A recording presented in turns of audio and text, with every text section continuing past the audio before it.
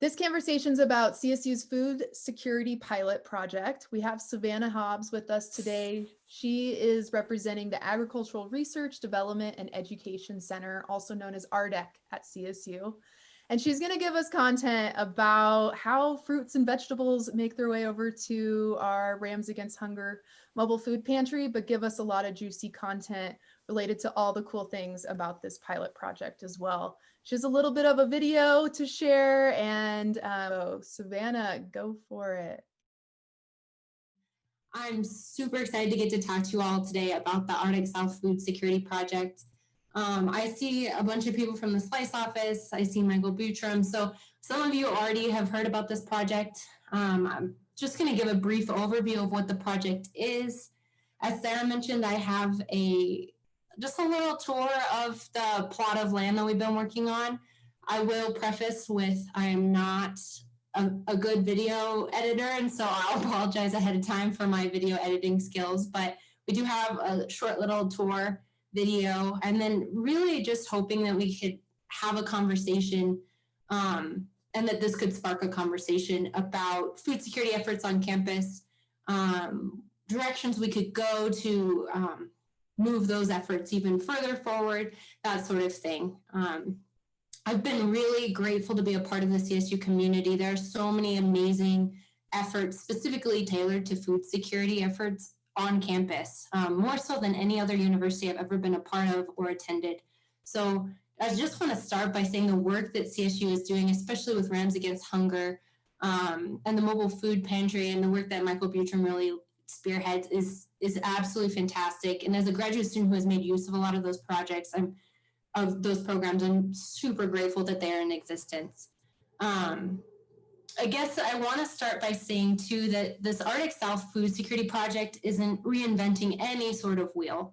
It's making use of resources and relationships that are already in existence, and I think that's one of the most beautiful things about this project. So hopefully that can kind of lead and guide any discussion we might be able to have. Just the idea that we can make connections of things and resources that already exist on campus.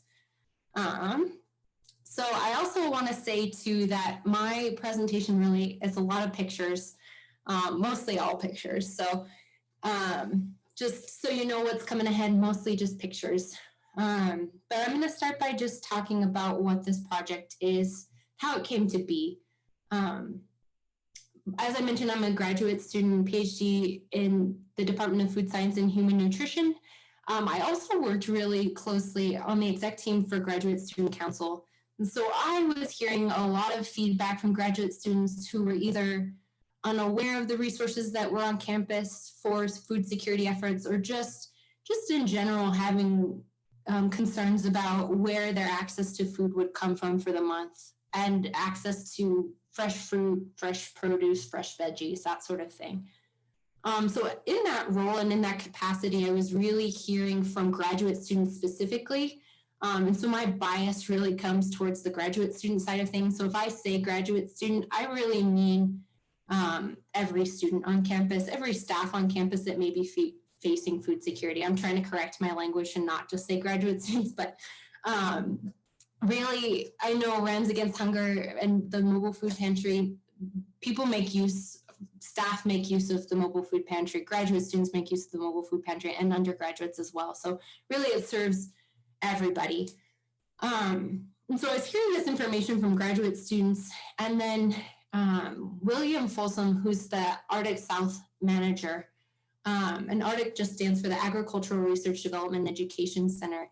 It's about 4 miles north of Fort Collins. It's right across the interstate off I-25. And it really targets, there are different research programs going on, research projects, different crops that are being grown there. And there's just acres upon acres of land that is dedicated to research, development, and education. And so William Folsom, who's the manager at ARDEC-South, approached the group and just had this land that wasn't going to be used this year, this season, and wanted to donate this land for the sole purpose of growing crops to promote food security. So he donated 4 rows at 280 feet, and as well as an irrigation system, and I'll show you pictures of that. So really that, as we started to come together, we had people from ARDEC-South, myself from food science and human nutrition. We brought in Michael Butram was helping us with the distribution aspect of things. Where could this food go if we did grow it? Where would the food go? How would we get it into the hands of those people who needed it? And so we started to form those relationships across campus, across departments. And so being able to think of it from that perspective of how many different areas of campus are working on food security issues, how many people could be brought in to support efforts like this, maybe even surprise departments or groups that you wouldn't expect to be able to bring something different to the table. So we had all of these different groups coming together. We also had the One Health organization, and I can show a picture too. This is our small team. We had, like I mentioned, Ugo here is on the left. He's from soil and crop sciences. I'm in the middle from food science, human nutrition. We have Magdalena, who's from One Health Institute, and then Diego on the right is the veterinary sciences postdoc. One of the things I want to stress with this program is that with limited inputs in terms of personnel, resources, even land, we had large amounts of output, large amounts of crops that we were able to donate. So this all started right around the time that the pandemic really hit hard in the United States. So we were supposed to start planting in the beginning of May. Our best laid plans got pushed back, and we started planting at the end of May, early June. And so we also faced not only a later timeline, but also limited personnel. We had hopes of all of these volunteers and all of this land and all of these seeds and crops. And when it came down to it, we were allowed only 4 volunteers.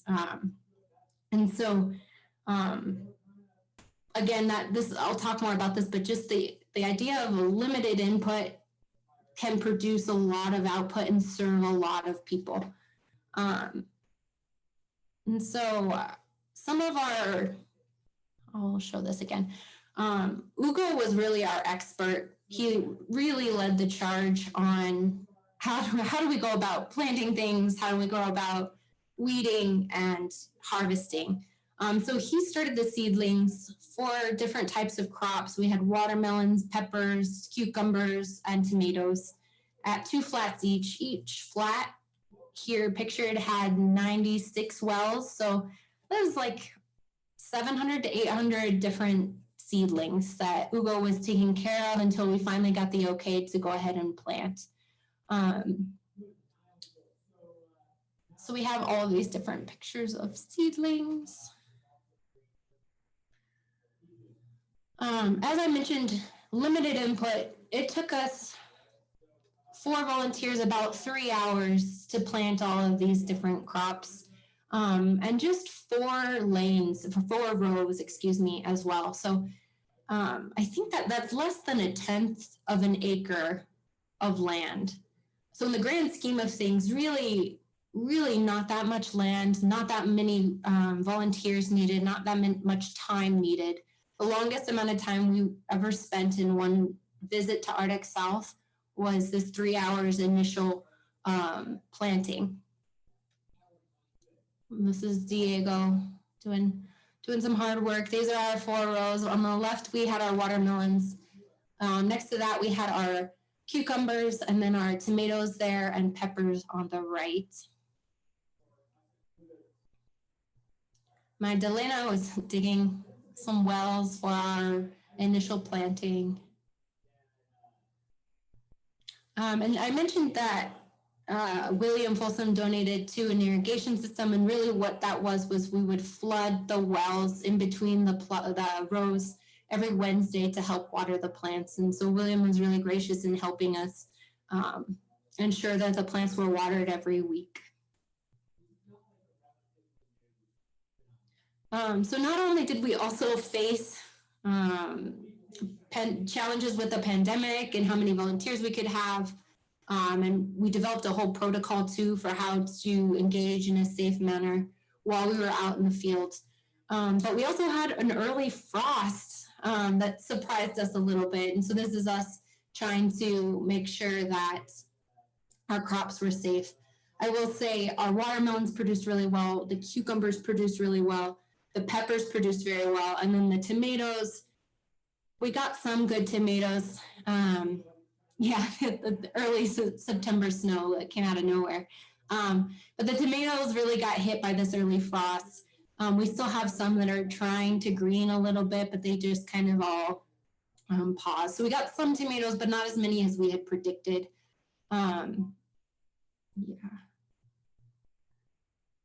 This is some of our produce. We had 3 separate produce harvests. And so at about 500 pounds each harvest, we had about 1,500 total pounds of harvest. These are just some pictures of our watermelons and our peppers. Very proud plant mom here that all of our food was absolutely delicious. So as I mentioned, just less than 1/10 of an acre, 15 pounds grown. And then one thing I will say too, and this relationship existed prior to this project, but this project really reinvigorated this relationship of ARDEC-South, as I mentioned, has a bunch of different research projects going on. A lot of crops are produced, and William was seeing, the manager at ARDEC-South was seeing that once the crops were produced and only a certain number were taken for the studies, the rest kind of just sat there and went to waste. And so one of the things that was really helpful was when other researchers saw our produce being taken by Michael to the donation sites for the mobile food pantry in conjunction with the food banks, they wanted to donate any of their extra produce as well. So not only did we have our own watermelons, peppers, cucumbers, and tomatoes, but we also had about 1,500 pounds donated of summer squash, winter squash, and peppers from other research projects that were happening, which is absolutely incredible that we were able to double the amount that we donated just by sheer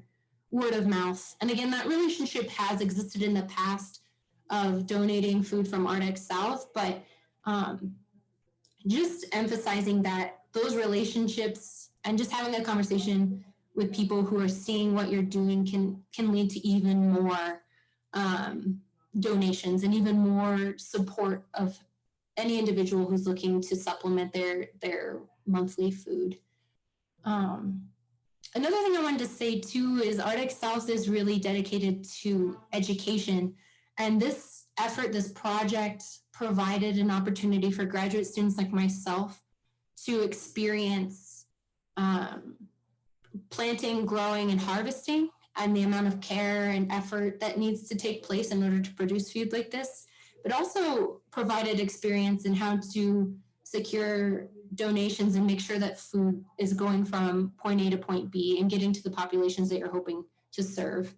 As I mentioned, it was in the works and in planning prior to COVID, but I think the need for access to food like this has grown in the recent months. And so it's been a real benefit to have this type of project in place and supporting people now as things have changed so dramatically over the last couple of months. Yes, let me see what else I have. So I have this video that Sarah can share.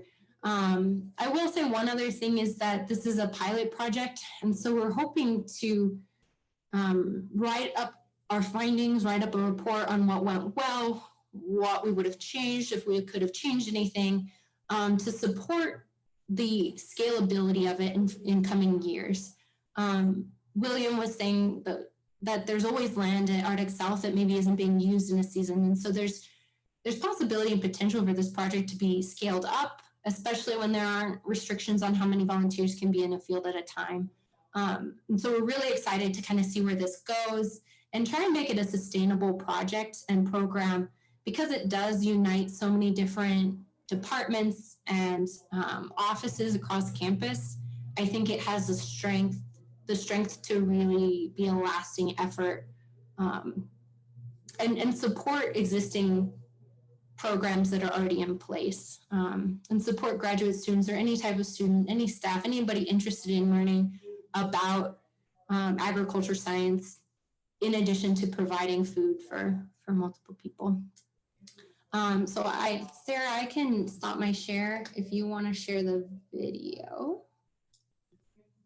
It's 2 minutes long. And again, I apologize for my video editing skills ahead of time, but it just shows more of the farm and more of ARDEC-South. All right, here we go.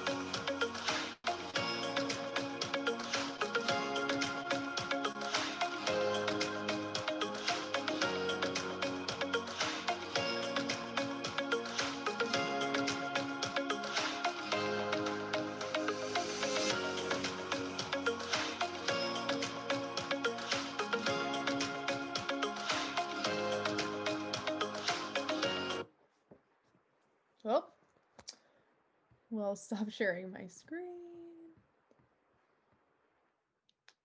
Awesome. Savannah, you're welcome to round out, but we can also start getting questions in if that works too. Oh my gosh, this did not stop. Okay. All righty. Do you have any more to add, Savannah? I just want to say a couple things. That video was taken last weekend, so everything was dead. I'm sorry. It wasn't the best in its prime. Those plots looked amazing, just gonna say. So all the plants were pretty dead in that video. But also, and they were covered in ash also. It's been a crazy year, so I'm sorry that you didn't get the most beautiful video that you could have had. But I did want to point out too that there's other land currently at ARDEC-South not being used for research, and I hope you could see that from the video, but there's hope and excitement for maybe we could scale this up. And then I do want to say a couple of thank yous just because there are so many people involved with this. I want to thank William from ARDEC-South, Hugo, Diego, our graduate students, Michael Butram from Rams Against Hunger, Magdalena Serpa from the One Health Institute, Amanda McQuaid is doing similar work on the Western Slopes, so she's been incredible, and then Amy Bibby as well. So thank you everybody for attending too and letting me talk about this project. But I want to open it up to questions and the conversation just in general. Awesome. All right. Even though not everyone is on screen, a little silent applause to you. Thank you, Savannah. So I have a question to get us started, and I already see 2 questions in the chat as well. I'm curious if you could talk maybe about what your studies are as a graduate student and how it's both tied to your work with the pilot project and maybe some differences as well. Yeah. So my work as a graduate student, I'll preface this with my background is actually in social work. I'm really passionate about connecting populations with resources. So that's one of the things that I love so much about this project is it's really just connecting different groups on campus to provide resources and to let groups on campus know that there are resources in place. So like I said at the beginning, it's not reinventing the wheel. It's just making use of all of the different parts of the wheel that already exist, which I think makes it even more sustainable.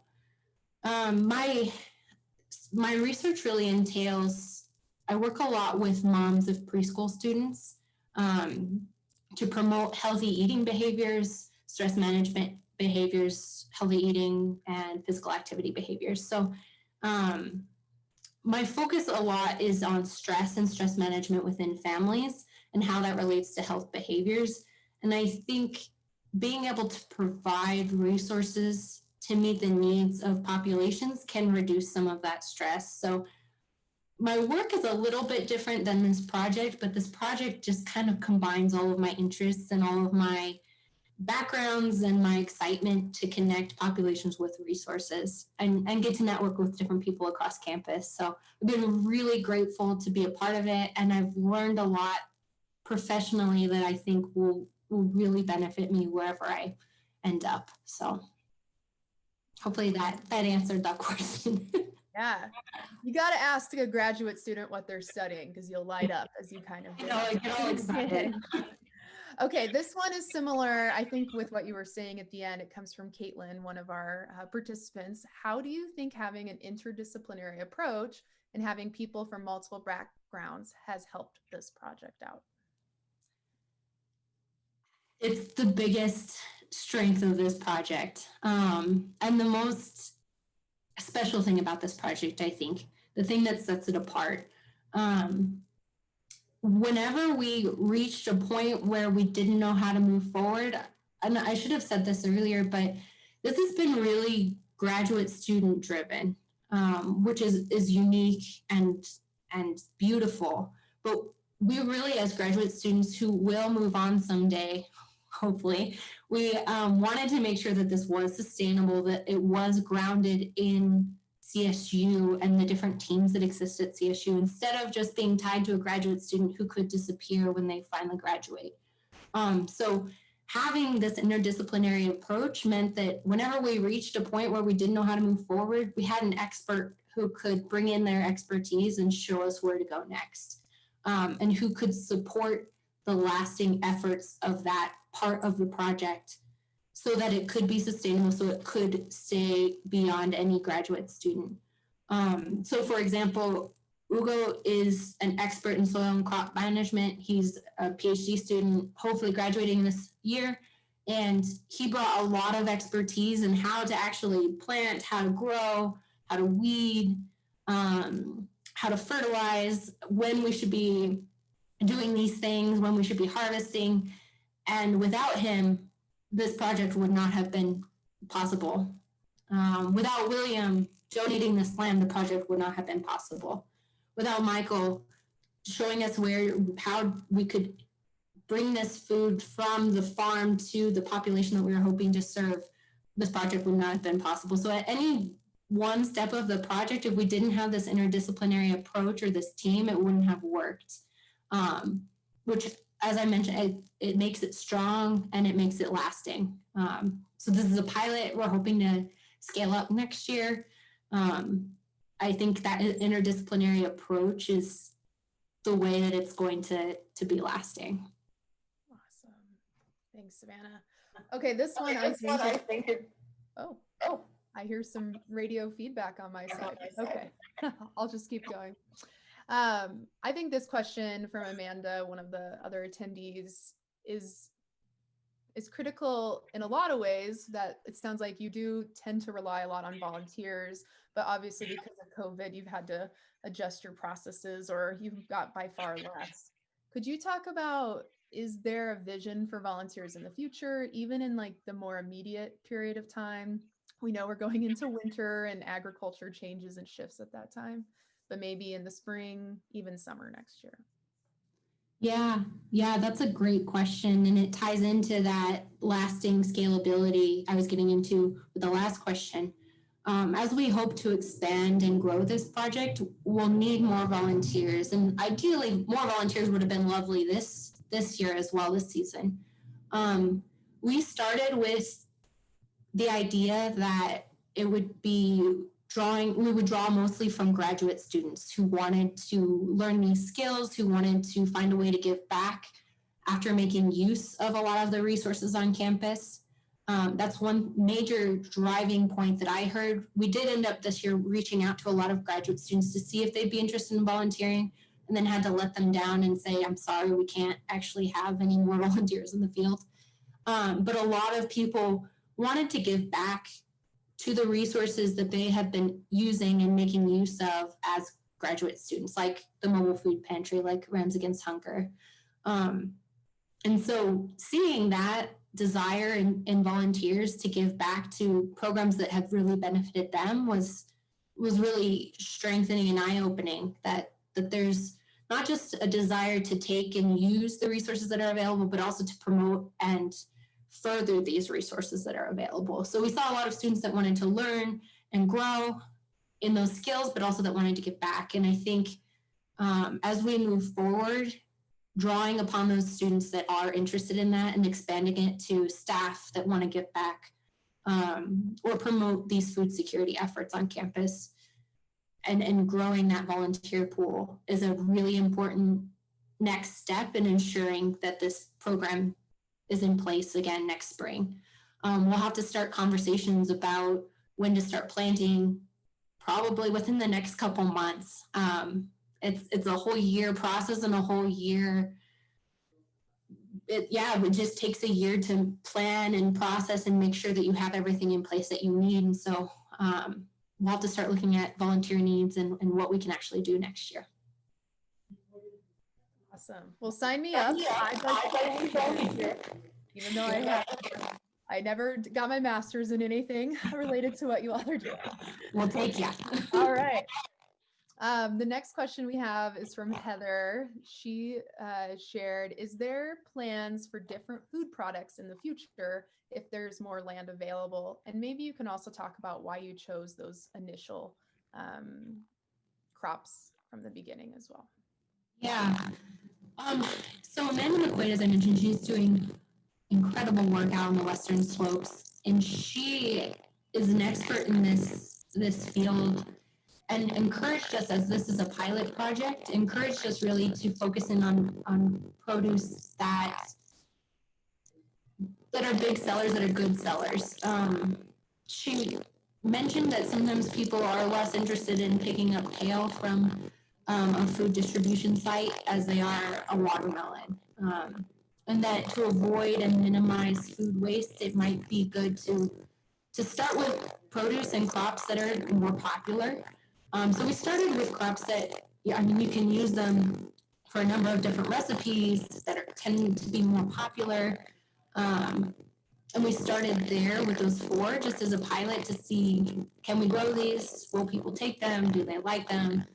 And then with the hopes of moving forward. So we had a whole list at the start of this of different foods we would like to grow.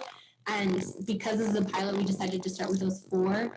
And moving forward, we would really hope to expand the different food products and the different crop options to include other crops as well.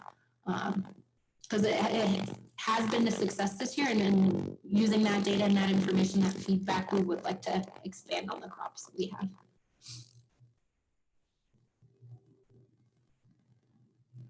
All righty. My volume and sound is really terrible. I hope others are not experiencing that. We are right at around 11:35. If there's any more questions at all, please do include them.